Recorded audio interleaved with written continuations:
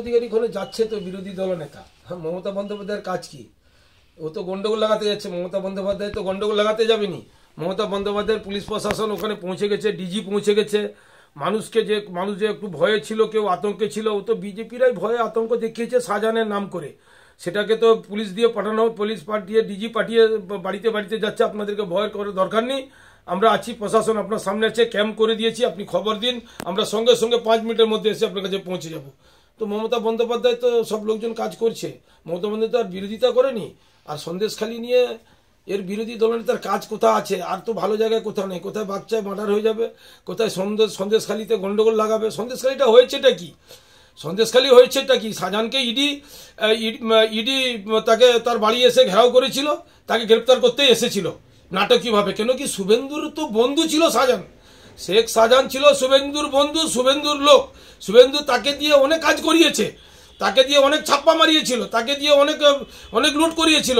এখন ভাবছে যে বলে কি আমার অস্ত্র তো আমাকে বধ করবে, যার জন্য শুভেন্দু অধিকারী চিৎকার করছে কি করবো, শাহজাহান করছে যে মুসলিমরা হিন্দুর উপরে অত্যাচার করছে, আর কিছু পাইনি। এ ভাষাটাও আমাদেরকে শুনতে হয় এখনো এর যুগে, এই সমাজে। তো তার মুখে কত নোংরা ভাষা, সেটা তো মানুষ বুঝতে পারছে। এতদিন শুভেন্দু অধিকারী বলেনি কেন? যখন শুভেন্দু অধিকারী ছিল তখন বলেনি কেন যে এরকম মহিলাকে নিয়ে যাওয়া যাবে নি মিটিংয়ে মিছিলে?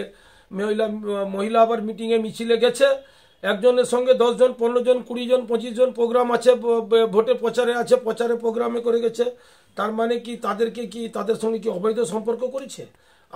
ওরা তো আমাদের মায়ের সঙ্গে কি অবৈধ সম্পর্ক করে? এটা তো বিজেপি ভাবতে পারে যাত্রার সঙ্গে অবৈধ সম্পর্ক করবে। এটা তৃণমূল কংগ্রেস অবশ্যই এটাতে নয়। শাহজাহানকে ইডি ধরতে পারেনি, বাংলার পুলিশকে দায়ী করছে। বাংলার পুলিশ ধরতে পারেনি তো ইডি তার ধরবে?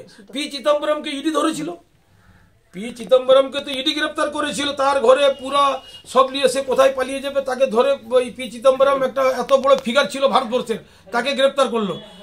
পার্থ চট্টোপাধ্যায়কে গ্রেপ্তার করলো, অনুব্রতকে গিয়ে গ্রেপ্তার করলো, খাদ্যমন্ত্রীকে গিয়ে গ্রেপ্তার করলো। সেখানে তো বাংলার পুলিশ বাধা দেয়নি তাকে। তো ইডি কেস করেছে, ইডিকে মেরেছে, আমরা মিডিয়ার মাধ্যমে দেখেছি। ইডিকে মেরেছে, ইডি কেস করেছে, তো ইডি তাকে ধরুক না। ইডি যদি না ধরতে পারে, সিবিআই যদি ধরতে না পারে, তো বাংলার পুলিশের কতটুকু ক্ষমতা আছে? তার কাছে এত কেন্দ্র বাহিনী আছে, এত সিআরপিএফ আছে, সবাইকে নিয়ে ধরুক না।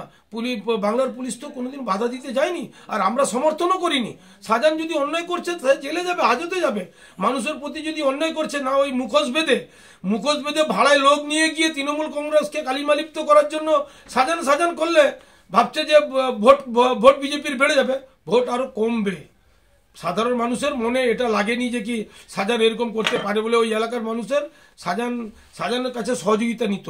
এবারে শাহজাহানের নামে উল্টা বলছে। যদি করে থাকে সেটা তো আমাদের জানা নেই, করে থাকলে তার নিশ্চয়ই আইনত ব্যবস্থা হবে।